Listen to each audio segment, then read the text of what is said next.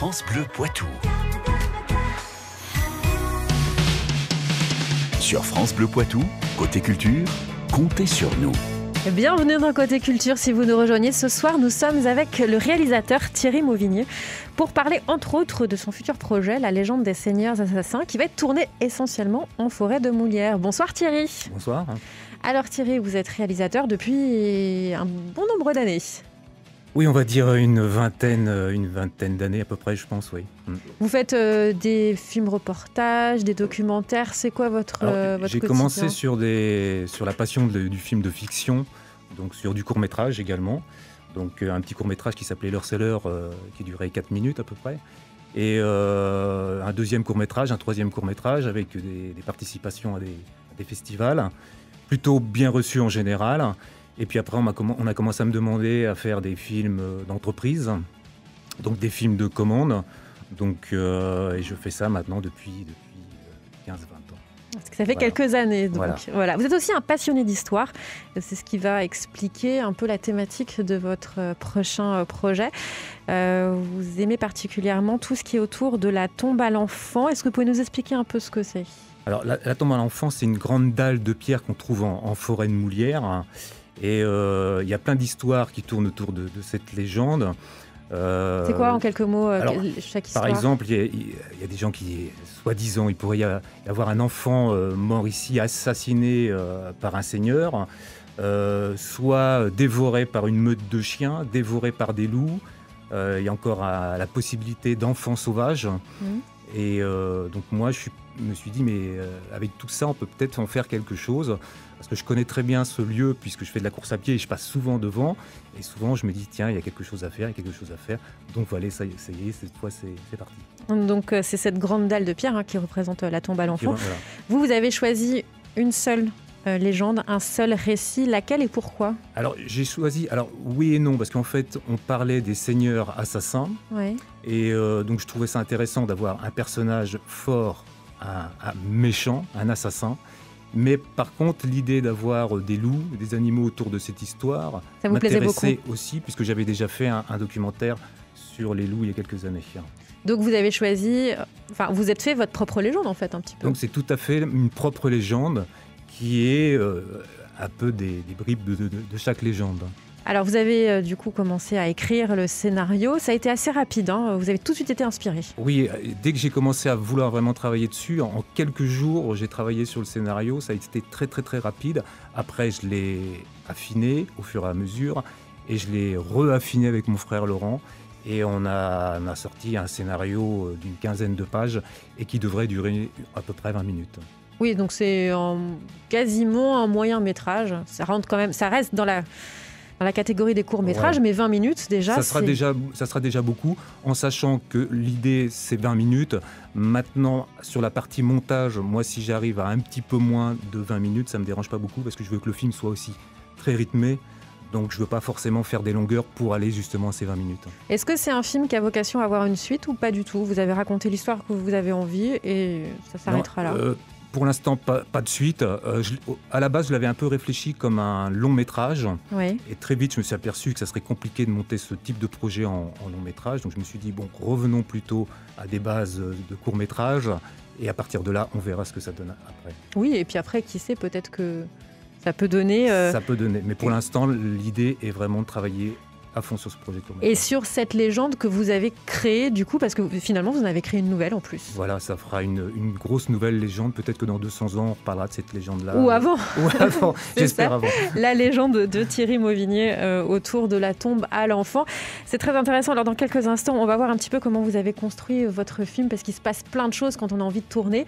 Voilà, il y a plein d'actions à faire, il y a plein de choses à faire. On va en parler dans quelques instants.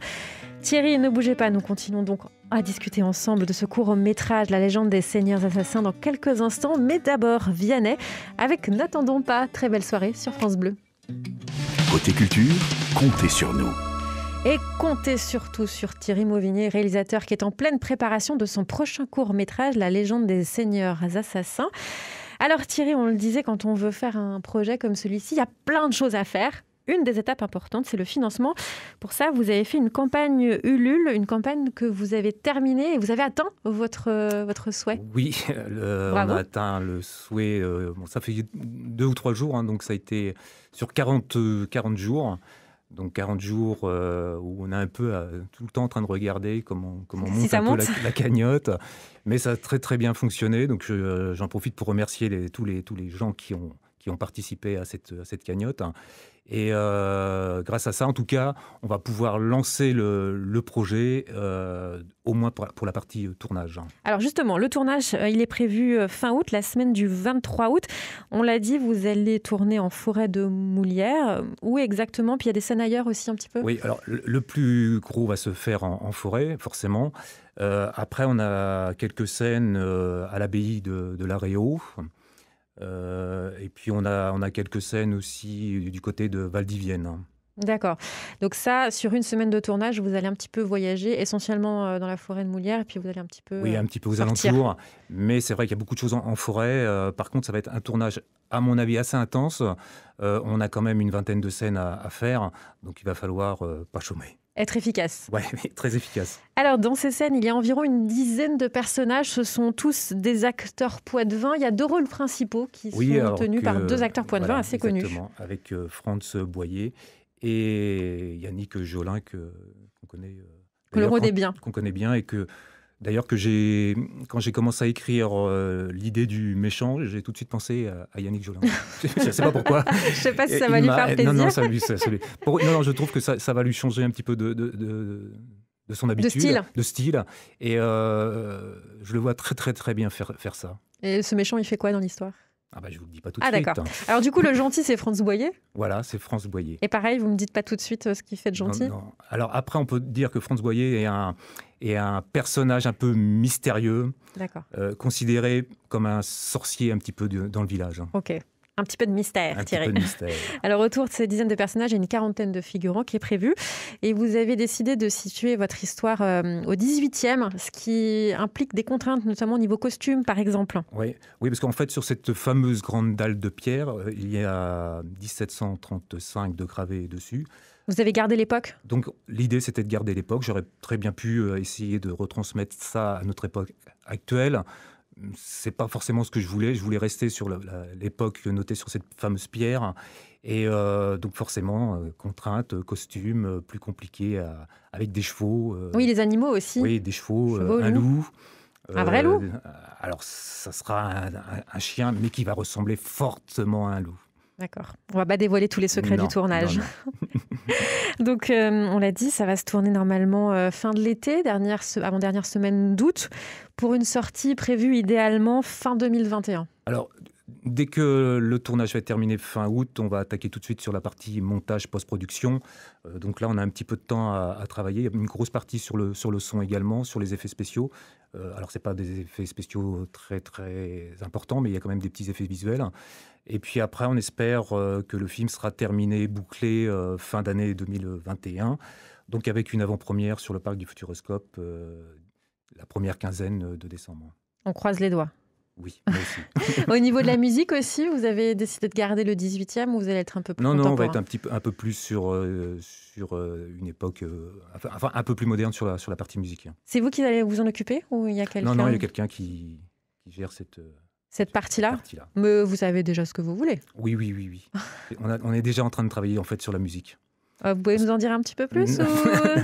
Non. J'aurais pas de scoop ce soir. Non, mais en fait, on travaille. C'est vraiment le tout début de la musique. En fait, le musicien Romain Varette réfléchit par rapport au scénario. Je lui laisse carte blanche complètement sur la partie musique. Pour composer. Il va me proposer quelque chose et à partir de là, moi, je vais lui dire si ça me plaît ou si ça me plaît pas. Parce qu'il y a quelque chose de très important, c'est que j'aime bien voir la musique presque avant le film pour pouvoir faire le montage en rapport avec la musique. Merci beaucoup Thierry Mauvigny d'avoir été avec nous. Plus d'infos sur votre projet, direction la page Ulule. Même si la cagnotte est close, la page est toujours accessible. Voilà. Bonne soirée et à bientôt. Merci. Allez,